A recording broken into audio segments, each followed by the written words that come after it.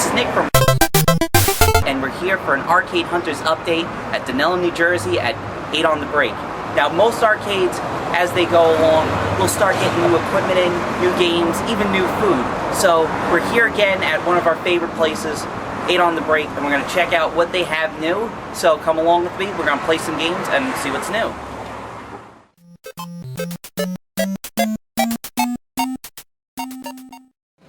Alright everybody, we're here inside 8 on the break, and this is going to be different from a regular review. We're not going to go around the entire arcade showing you what they have because we've already done that. What we are going to do is we're going to showcase some of the new games that 8 on the break has today. So if you come along with me, you'll even see right here we have some new old pinball games. So we have Funhouse and F-14 Tomcat. And for the very first time, I have not seen this on in a long time. They have a Star Wars Episode 1 actually on inside a Revenge from Mars cabinet. So if you guys didn't know, the Pinball 2000, you could actually interchange the games what they were going to do, but you know, there's only 2 Pinball 2000, so you know, if you own one, you could do it. So we're gonna go see more of the other new pinball games and a couple of new music games, and also Tekken 6 is here. Alright everybody, we're back inside here at the Pinball Row, and there's a game that we have not seen in a long time. It's the Addams Family, and it's running on the Gold software, so there's some new features and goodies on that. And they also have a nice 24, and it's 50 cents, so we're going to be playing a lot of this today. And we'll finish off the row by showing on a Spider-Man that is for sale, and No Good Gophers from Pat Lawler. And that's pretty much the pinball row of what's new that we didn't show last time. So we're going to have more music games and everything else with the fighting games. So follow me. Alright, no, 8 on the break would not be complete without brand new music games, and they just got this one in not too long ago. This is DJ Max Technica. I have not played it yet, so I'm looking very forward to playing it. And it looks like a music game, but instead you're using your touchscreen on here, and you correspond with the music, obviously, as any other good game. And it takes cards, so to save your progress and everything like that. So we're gonna give this a try later, but there's some more music games if you follow me to the rest of the arcade, so let's go check it out. Now in the ultimate case of if you can't beat them, join them, we're having a weird game over here. It's Guitar Hero Arcade from Konami and Raw Thrills. And what's funny about it is, obviously, if you know us, we know Vimani, so the first game obviously was Guitar Freaks, so they decided let's put Guitar Hero in the arcade. The problem is the guitars are pretty heavy, pretty sturdy, but if you look at here at the neck, there pretty much feels like the home version buttons, so it kind of feels a little cheap, and I don't think I could see these lasting that long in an arcade with heavy play. But the other problem is it is very expensive. It's $1 per one song. We're so used to Beatmania and all the other games being $1 for 4 songs.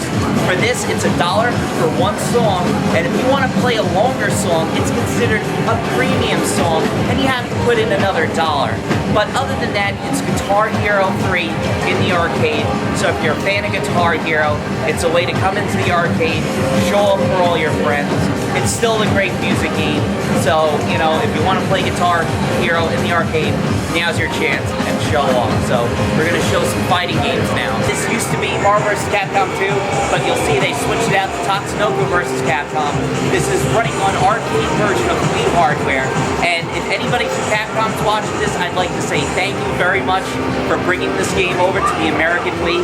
It's really good. It feels like if you've ever played Rival Schools, it feels a little bit faster and floaty like Rival Schools is, but if you're a fan of the Versus series, like Marvel vs. Capcom 2, you'll know how to play this right away. It's simplified. There's only 4 buttons in the game, 3 attacks, and 1 for your tag.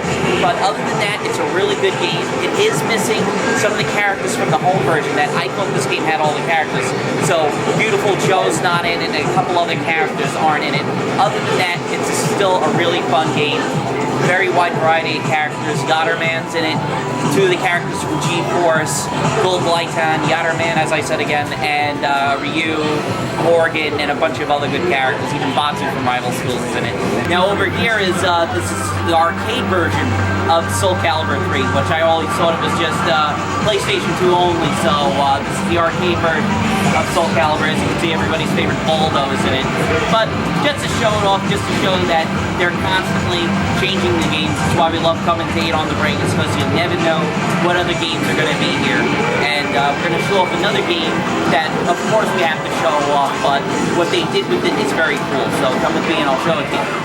Alright, now we're over here in the corner, and what they have over here is a Street Fighter 3 Third Strike, but set more Japanese style. What I mean is, the second player joystick is here by itself, and the one player machine's here. So they have it linked together, so you get pretty much your own console, and you know, you don't have the person looking over and see what you're doing, just like an arcade in Japan. But it's really cool to see that they did do this with Street Fighter 3 Third Strike, one of the best Street Fighters. Pretty much, I think everybody at home will agree with me that Street Fighter 4, but I'm still a fan of Street Fighter 03, Alpha 3. So there's another fighting game that we have to show off. It's being played right now, so we're going to ask the guys over there if it's cool for us to film them. So we're going to go over there and check out the last fighting game that they got.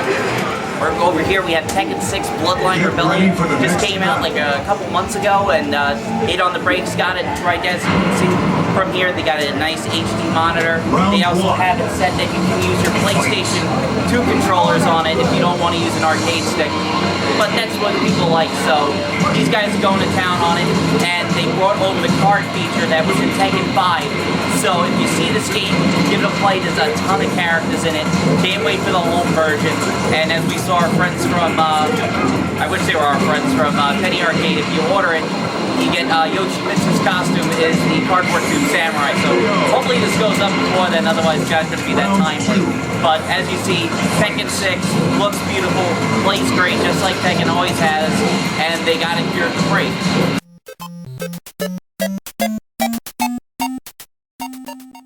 Alright guys, we saved the best for last. Over here in this weird little cabinet, we got G.I. Joe, a real American hero. Because we all know G.I. Joe is there, and I'm a computer.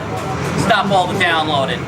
So, I love this game, but you could play it with 4 players in some of the arcade versions, but you got G.I. Joe. How are you going to complain? It's G.I. Joe, real American hero. I don't know what else to say. I'm going to play some games. Look at that G.I. Joe.